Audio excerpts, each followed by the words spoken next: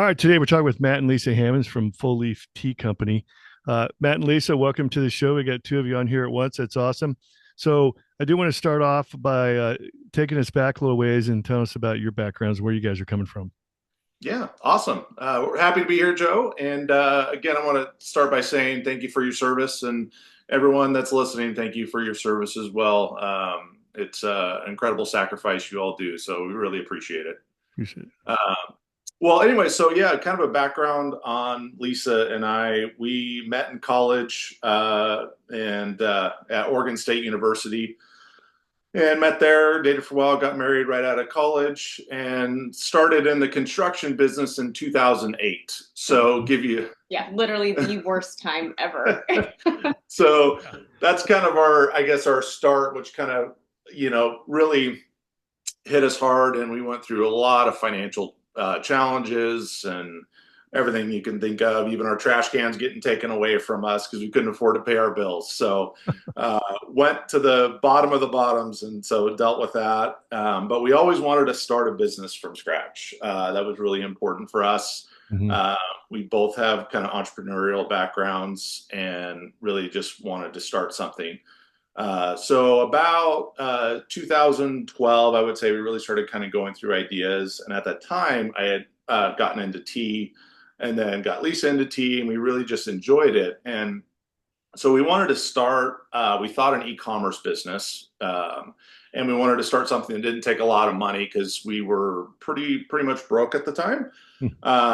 And so in 2014, we took out a credit card with a $2,500 limit, and that was all the funding we got to start.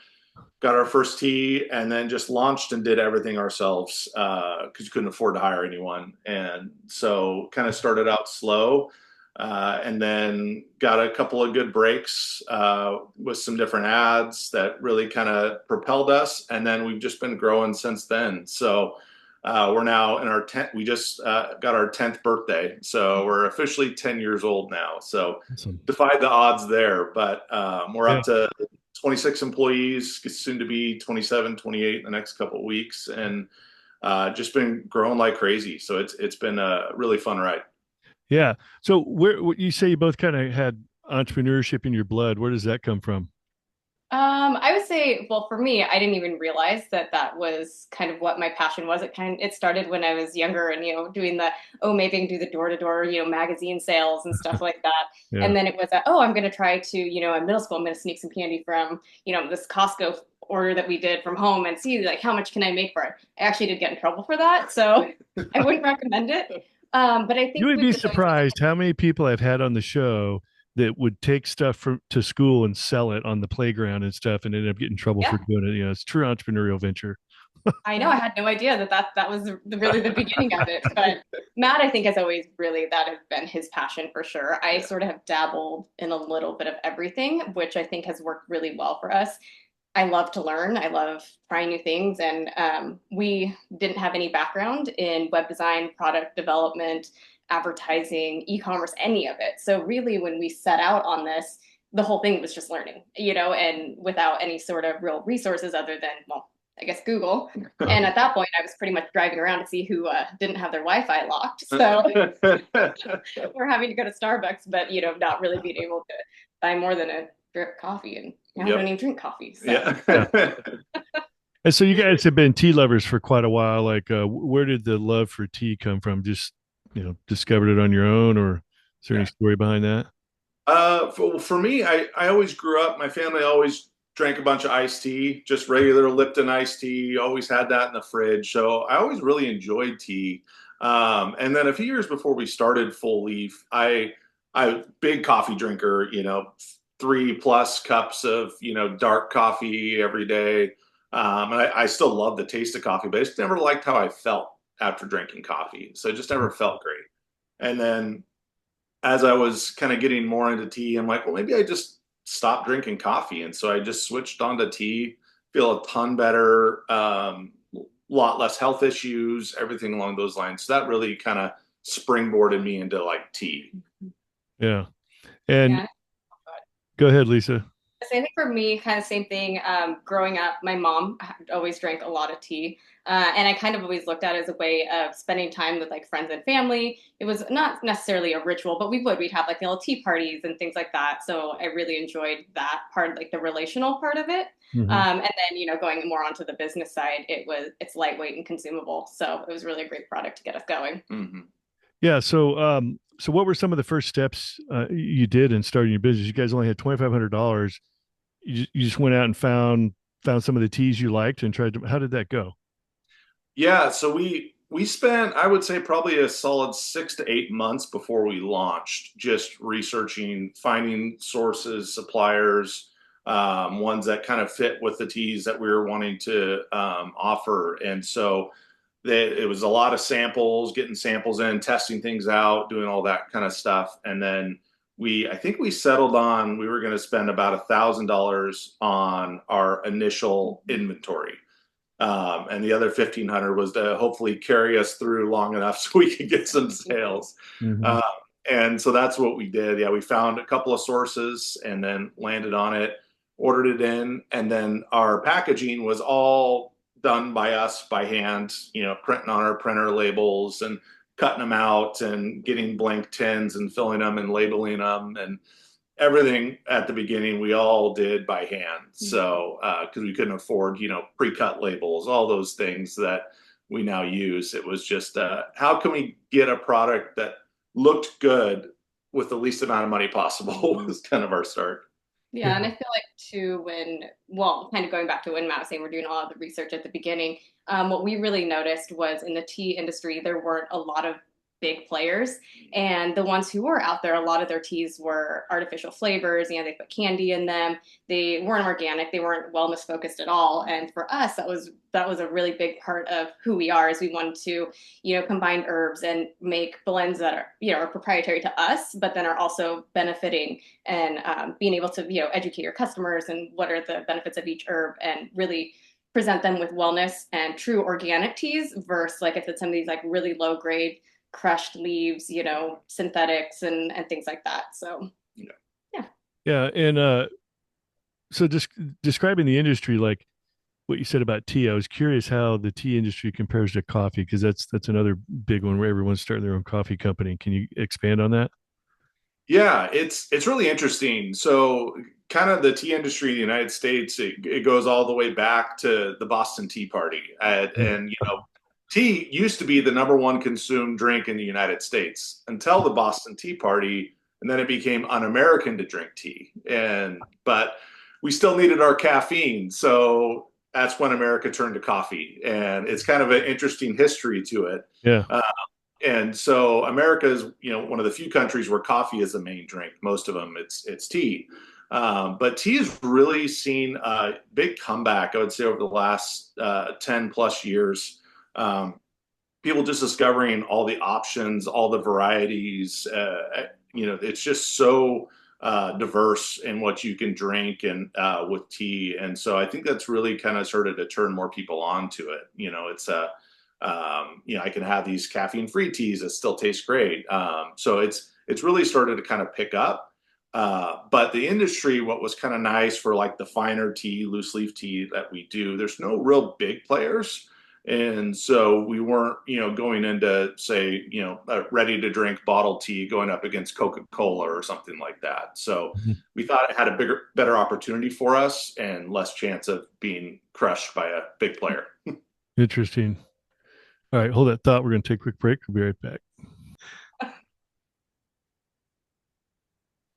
All right, back talking with Matt and Lisa Hammonds from Full Leaf Tea Company.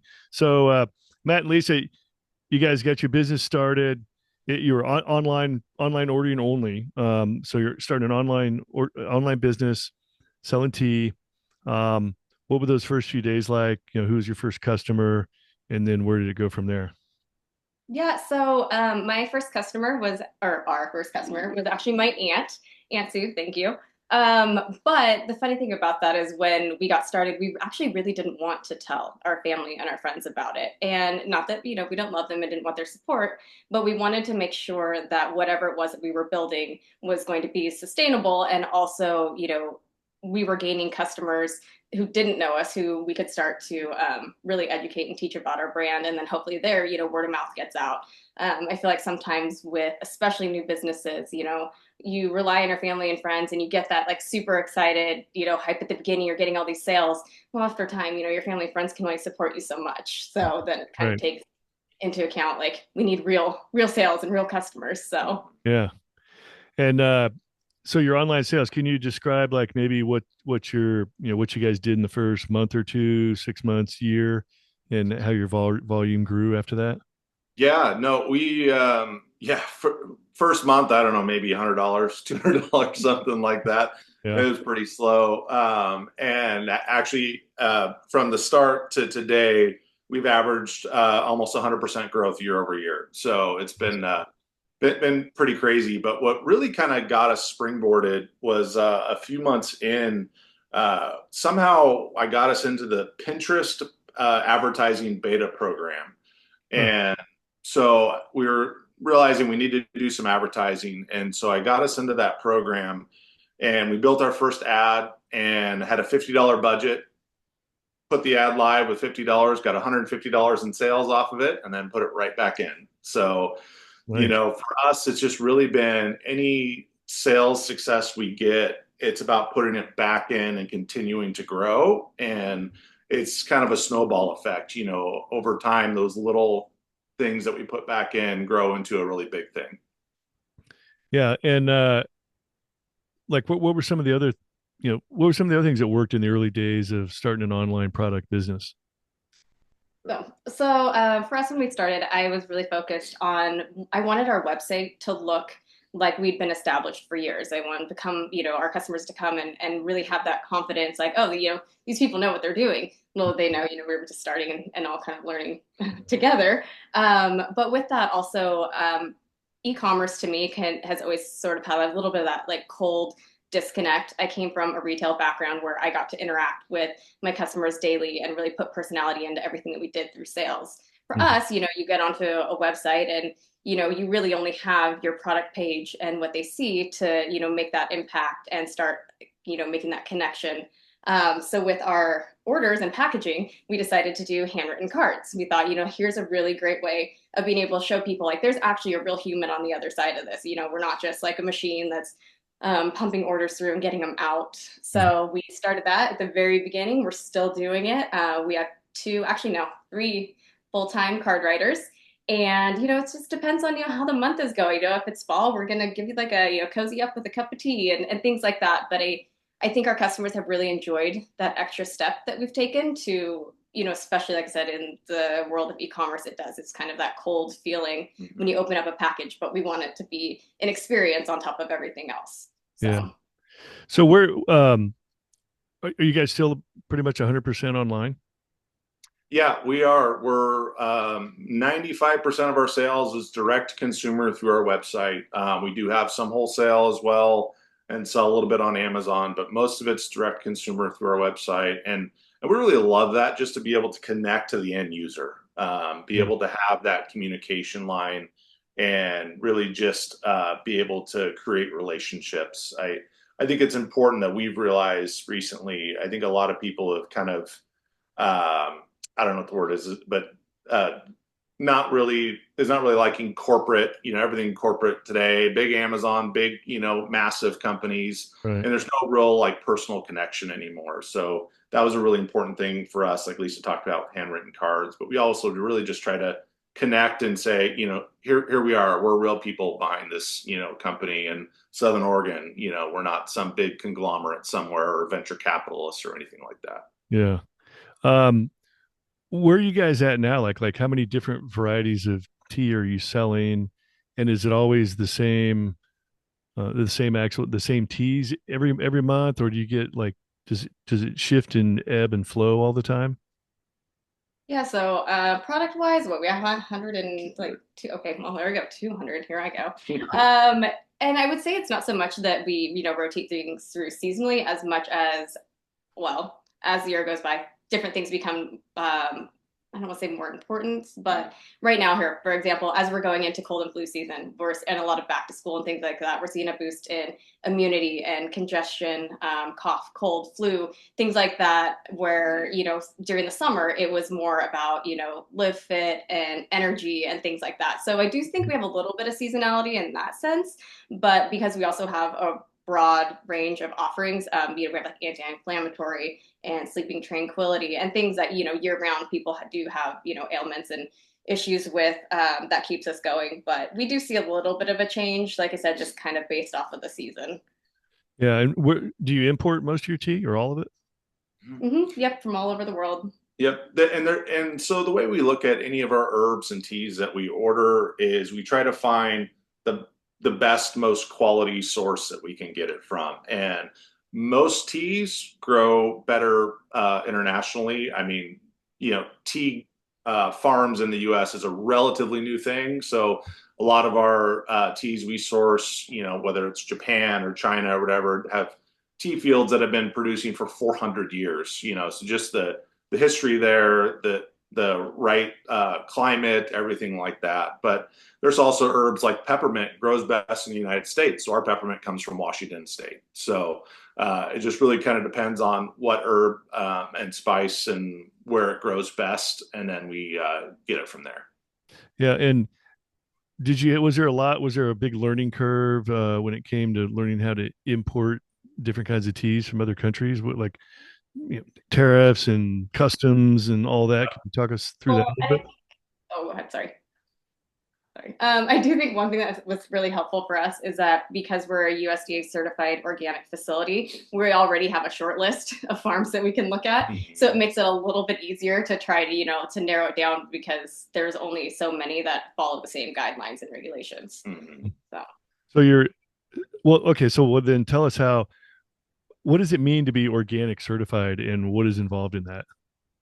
So it's actually a pretty in-depth process. Yeah.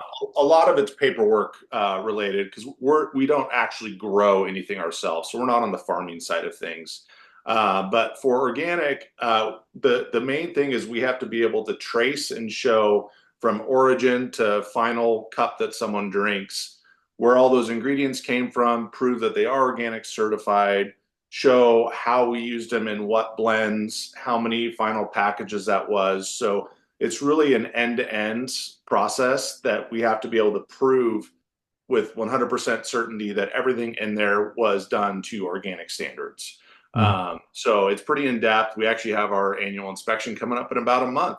And so just a lot of paperwork involved and just really being able to prove that end to end, that it was organic the whole time.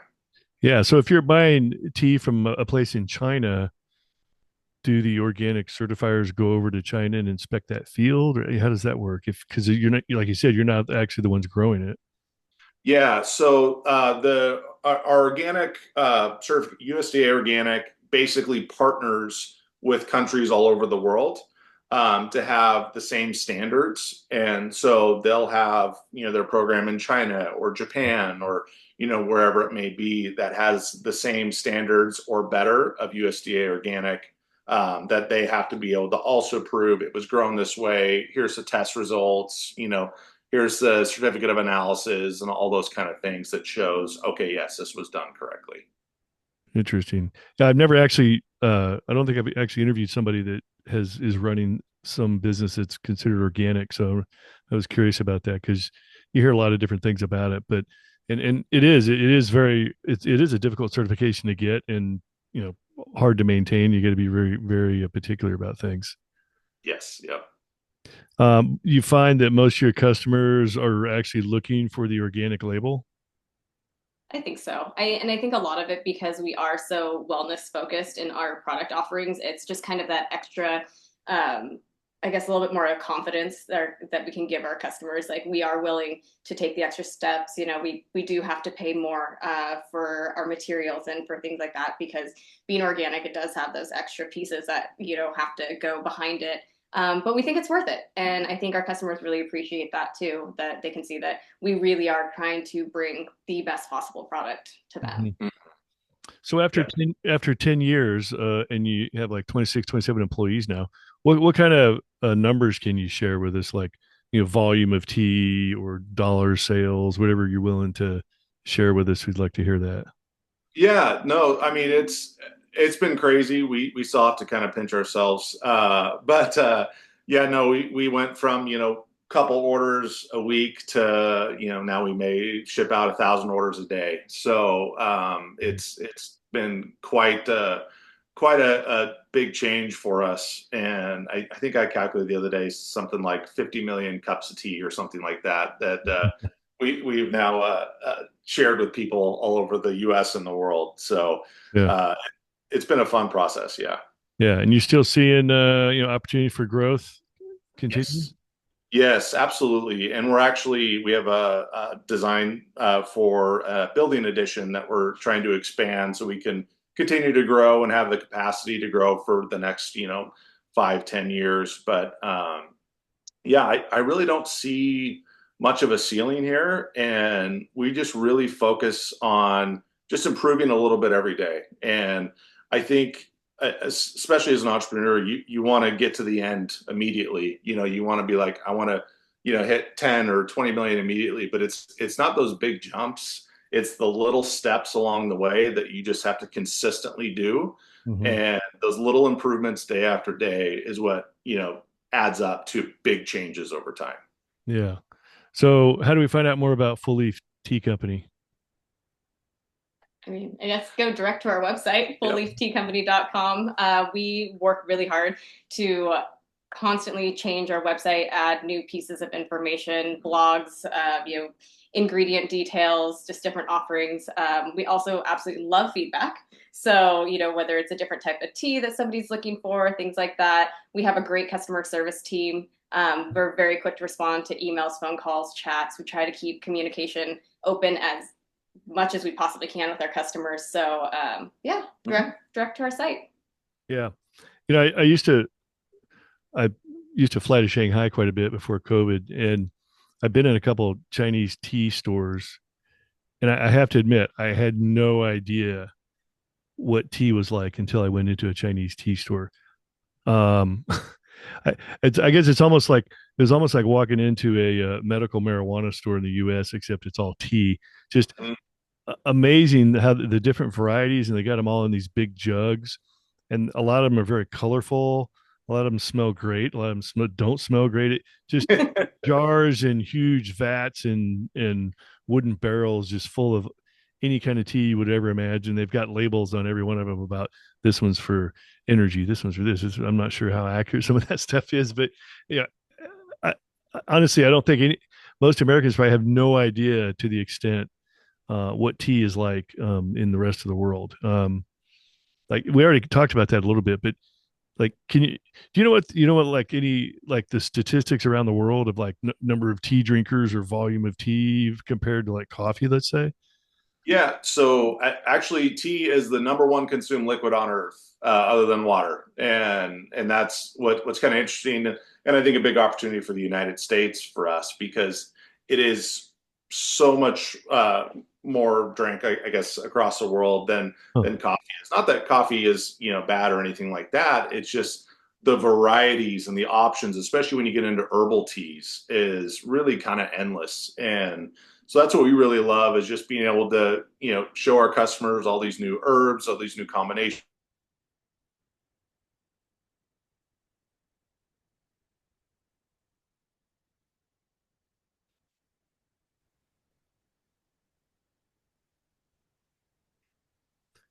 All right, so we're running out of time here, so I want to give you guys the last word. If you're talking to somebody that's looking to get in entrepreneurship, especially somebody that's got an idea for a product, an online product business, what kind of advice comes to mind?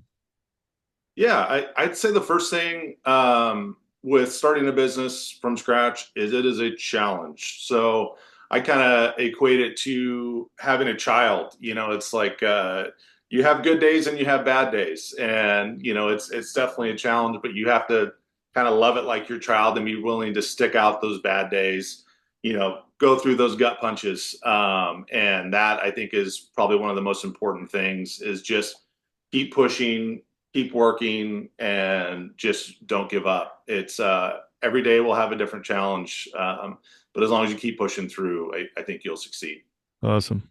Well, that's great. Great to see your success. You've been in business 10 years and you're still married. After running a business together, I'm sure that's a whole nother podcast we could have on that. So, thankfully, we're quite opposite of each other, so yes. It works out well. Good on you guys. Look forward to seeing your future success. So, if you want to check out anything to do with the Full Leaf Tea Company, just go to their website, fullleaftea.com or fullleafteacompany.com. Yep, fullleafteacompany.com. Awesome. All right, we're out. Take care. All right. Thanks, Joe. Thank you.